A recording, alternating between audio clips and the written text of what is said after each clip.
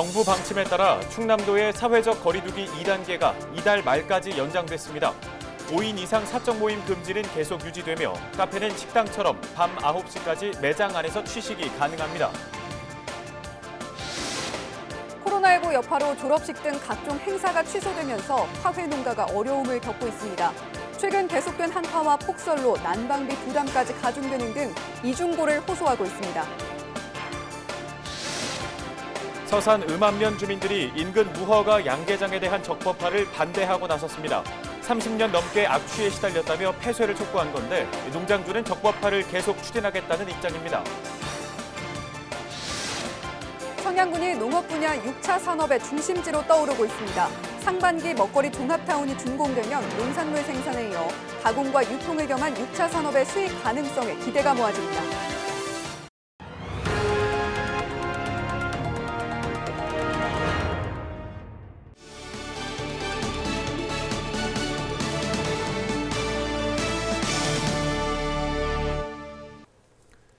시청자 여러분 안녕하십니까? 헬로티비 뉴스입니다. 첫 소식입니다.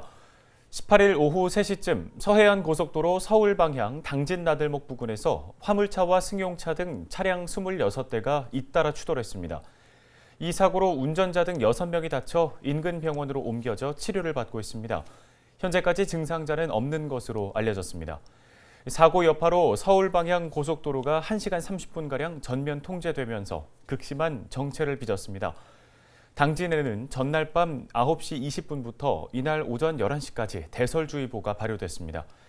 경찰은 차량이 눈길에 미끄러져 사고가 난 것으로 보고 정확한 사고 원인을 조사하고 있습니다. 코로나19의 영향으로 지난해부터 행사와 학교 졸업식, 입학식 등이 줄줄이 취소되고 있습니다. 충남에서 주로 생산되는 국화와 프리지어 등의 화훼 농가의 타격이 큰데요. 여기에 최근 한파와 폭설로 난방비 부담까지 더해져 이중고를 겪고 있습니다. 정선영 기자입니다. 예산 신양면에 있는 국화 농가입니다. 꽃을 따는 작업이 한창인데 농민의 마음은 무겁기만 합니다. 도매시장에서 꽃이 팔리지 않아 경매에 유찰된 게 지난해에만 5번. 졸업식 특수도 이제 옛말이 됐습니다. 지난해부터 코로나19 여파로 각종 행사가 취소되면서 꽃을 찾는 사람들이 줄었기 때문입니다. 많이 힘들죠. 농가들이 왜냐면 무슨 모임이 없으니까 졸업식이 없으니까 그 교회 같은 행사가 없으니까 결혼식도 없잖아요. 아무래도 소비가 안 되다 보니까 한 20% 내지 50% 이상 떨어졌어요. 엎친 데 덮친 격으로 최근 잦은 한파와 폭설 때문에 난방비도 늘었습니다. 기온이 낮고 일조량이 부족하다 보니 지난해보다 열흘 이상 늦게 꽃이 피고 있는 상황입니다. 겨울철에도 시설하우스 안의 온도를 20도 이상 유지해야 하는 만큼 농가의 부담이 더 클 수밖에 없습니다. 난방비가 낮에는 해가 뜨면 안 들어가거든요. 근데 흐리니까 낮에도 켜놔야 돼요. 그러니까 난방비는 엄청 많이 들어가죠. 현재 국화 보라미 품종의 도매 가격은 한 묶음에 1,900원으로 코로나19 발생 전과 비교하면 절반 가까이 폭락했습니다. 프리지어는 2,100원대로 1년 전보다 20% 넘게 떨어졌습니다. 이런 가운데 충남도와 각 지자체는 주민들과 함께 꽃 소비 운동을 전개하고 다양한 판로를 발굴하겠다고 밝혔습니다. 올해 화훼 농가의 생산 경쟁력을 높이는 데 17억 원을 투입하고 수출 전략 품목을 육성하기 위해 4억 원을 지원할 방침입니다. 그런 착한 소비 운동, 화훼, 범도에서 화훼 소비 촉진 운동을 벌이겠다는 말씀드리고요. 여러 가지 어렵지만 우리 충청남도에서도 예산군과 함께 시군과 함께 화훼 농가의 어려움을 충분히 인식하고 있고 여러 가지 지원을 통해서 이 어려움을 함께 나누겠다. 또 우리가 할 수 있는 모든 것을 다 하겠다는 말씀을 드립니다. 지난해 충남에서 생산된 꽃은 500여 농가에 7,600만 본으로 전국 생산량의 약 10% 규모입니다. 장기화되고 있는 코로나19에 올겨울 매서운 한파까지 겹치면서 화훼 농가의 시름이 더 깊어지고 있습니다. 헬로티비 뉴스 정선영입니다. 충남도가 정부 방침에 따라 사회적 거리두기 2단계를 이달 31일까지 2주간 연장했습니다. 먼저 단란주점과 콜라텍 등 유흥시설 5종에 대한 집합 금지는 유지됩니다. 5명 이상 사적 모임 금지도 기존대로 적용됩니다. 포장과 배달만 허용됐던 카페의 경우 밤 9시까지 매장 내에서 취식이 가능해졌습니다. 단 2명 이상 카페나 식당을 이용할 경우 매장에 머무르는 시간이 1시간 이내로 제한됩니다. 종교시설에서는 방역수칙 준수하에 좌석수 20% 이내에서 정규 예배와 법회 등을 열 수 있습니다.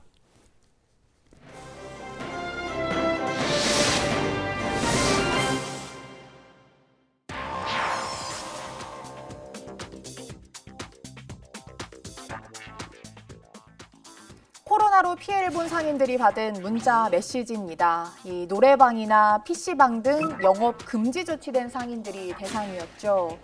그런데 이 3차 재난지원금 지급이 완료되지도 않았는데 벌써부터 4차 재난지원금 논의가 뜨겁습니다. 1차 때처럼 모든 국민들에게 지급을 하는 게 맞지 않냐라는 주장도 나오는데요. 실제로 여론조사 결과 응답자의 약 70%가 전 국민 4차 재난지원금 지급에 동의한 것으로 나타났습니다. 1차 때 지원했던 것처럼 다시 한 번 더 지원이 돼가지고 경기를 부양시켜야 되지 않느냐. 또 어려운 사람들이 살아나야 되지 않느냐 그런 생각입니다. 그렇다면 1차 재난지원금의 효과는 어땠을까요? 지난해 7월 국회 예산정책처가 내놓은 1차 재난지원금의 경제적 파급 효과 분석 결과입니다. 생산 유발 효과가 최대 31조 원, 부가가치 유발은 최대 14조 원 나타났습니다. 그리고 26만 명의 취업 유발 효과가 있었다라는 추산입니다. 반면 2차 재난지원금은 아직 6천억 원이나 집행되지 못했습니다. 그 이유 바로 선별 중이라는 이유 때문입니다. 이렇게 선별 지급을 하다 보면 행정 비용이 생기게 되고 이는 사회적 낭비라고 볼 수 있겠죠. 또 상대적 박탈감을 호소하는 이들도 많다 보니 차라리 모든 국민에게 보편적으로 지급하자라는 주장이 나옵니다.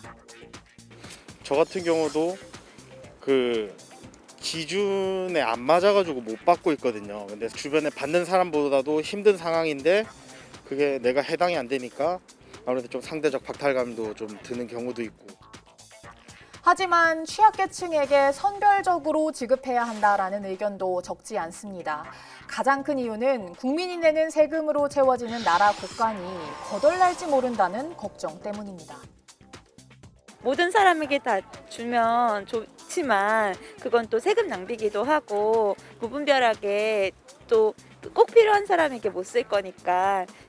저는 근로소득이 일정하게 들어오는 계층보다는 좀 취약계층 쪽에 그런 지원이 좀 더 커졌으면 좋겠어요. 일반 시민들도.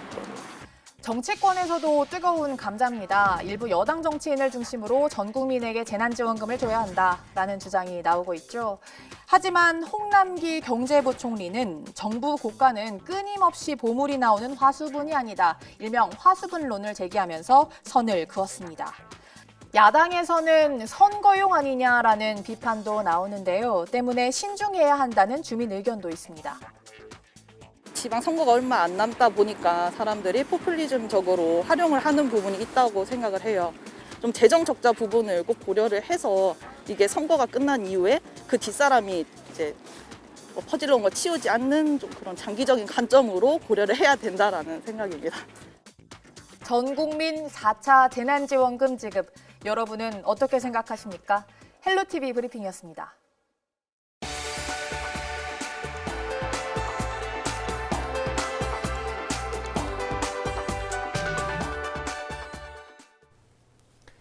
지역 소식 이어갑니다.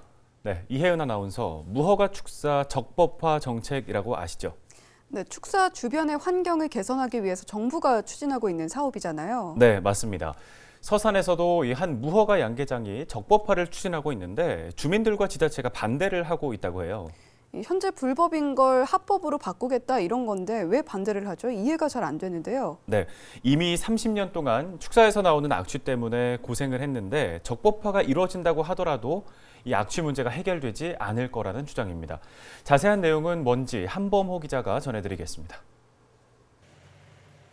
트랙터 여러 대가 도로에서 줄지어 이동합니다. 바로 옆에선 사람들이 거리 행진을 벌입니다. 서산시 음안면 세계마을 주민들이 시위에 나섰습니다. 이들이 향한 곳은 한 양계장 앞. 주민들은 이곳이 30년 넘게 무허가로 운영되고 있다며 폐쇄를 촉구했습니다. 가장 큰 이유는 심각한 악취. 여름엔 창문을 열어놓지 못할 정도여서 재산권까지 침해받고 있다고 하소연합니다. 아파트 주민들 장로 안에 옷을 걸어놓으면은 출타를 못해요. 그 냄새가 나가지고 냄새가 배어가지고 그러니까 아파트금도 내려가고 지역 토지금도 내려가고 부동산이라든가 모든 게 우리는 다 저 사람한테 피해를 보는 사람입니다. 양계장은 현재 축사 11개 동에서 닭 3만 5천여 마리를 키우고 있는 것으로 전해집니다. 이곳 반경 200m 안에 거주하는 주민은 2천여 명. 서산시는 악취 피해와 시설 개선 의지 부족 등을 이유로 농장주의 적법화 신청을 받아들이지 않았습니다. 농장주의 그 악취 저감을 위한 시설 개선 의지가 좀 많이 부족해서 그동안 주민들이 겪은 고통도 있고 앞으로도 주민들이 구제 피해가 너무 커서 저희가 반려 처분을 했습니다. 농장주는 이에 반발해 서산시를 상대로 행정소송을 제기했습니다. 주민들은 농장주가 악취 저감 시설을 설치하는 등 법적 요건을 갖추더라도 주거 밀집 지역에는 축사가 절대 들어서면 안 된다는 입장입니다. 집단 시설이 없는 데서 얘기지 집단 주거 지역에서는 그건 있을 수가 없다고 생각합니다. 분진이나 이 악취는 어디로 갈 수가 없어요. 아무리 그 저감 시설을 한다 해도 그거는 잡을 수가 없습니다. 지금. 농장주가 제기한 행정소송 결과가 몇 달 뒤에 나올 예정이지만 패소한 쪽에서 불복할 가능성이 높은 상황인 만큼 양계장을 둘러싼 갈등은 장기화될 전망입니다. 헬로티비 뉴스 한보호입니다. 전체 인구의 절반이 농업에 종사하는 청양군이 농업 분야 6차 산업의 중심지로 떠오르고 있습니다. 이 6차 산업이란 농산물 생산의 가공과 유통을 접목한 것을 뜻하는데요. 이 6차 산업으로 농촌이 직면한 위기를 극복하겠다는 계획입니다. 김단비 기자의 보도입니다. 청양군 대치면에 위치한 먹거리 종합타운입니다. 이곳에서는 농민들이 생산한 농산물을 즙이나 액기스, 분말과 같은 제품으로 만들어주고 있습니다. 특히 소규모로 농사짓는 농민들이 이곳을 이용한다면 농산물 그대로를 판매하는 것보다 2배, 3배 높은 소득을 올릴 수 있습니다. 지역 농민은 누구나 교육을 받은 뒤 소액의 이용료만 내면 시설을 이용할 수 있습니다. 농산물을 가지고 식재료를 가지고 이곳에 오셔서 가공하시면 어느 곳에도 이렇게 팔 수 있는 법적인 부분들까지 다 해소할 수 있는 그런 곳입니다. 작게 농사 지시는 분들한테 그 규격에 맞게 그렇게 지금 세팅이 좀 되어 있고요. 농산물 생산과 가공이 1, 2차 산업이라면 청양군은 여기서 더 나아가 유통과 서비스까지 갖춘 3차 산업을 준비하고 있습니다.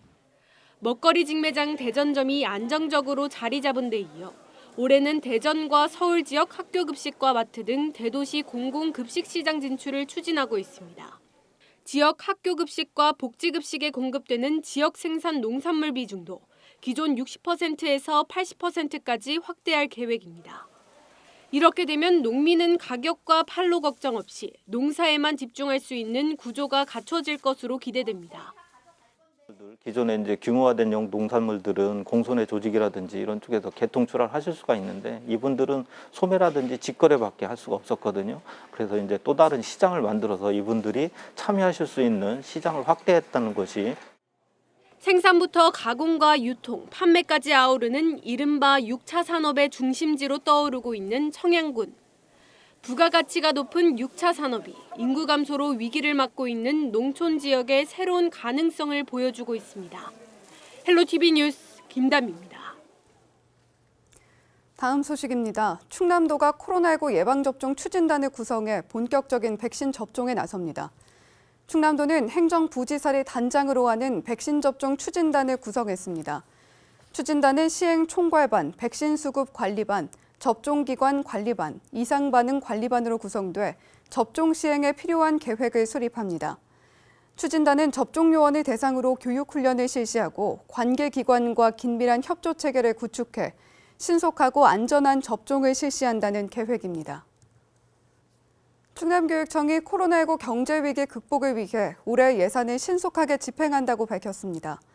먼저 올해 상반기 조기 집행 대상인 9,389억 원 가운데 62% 이상을 집행해 지역경제 활성화에 나설 계획입니다. 특히 학교 운영비 6,170억 원 중 80% 이상을 상반기 중으로 각 학교에 배부할 예정입니다.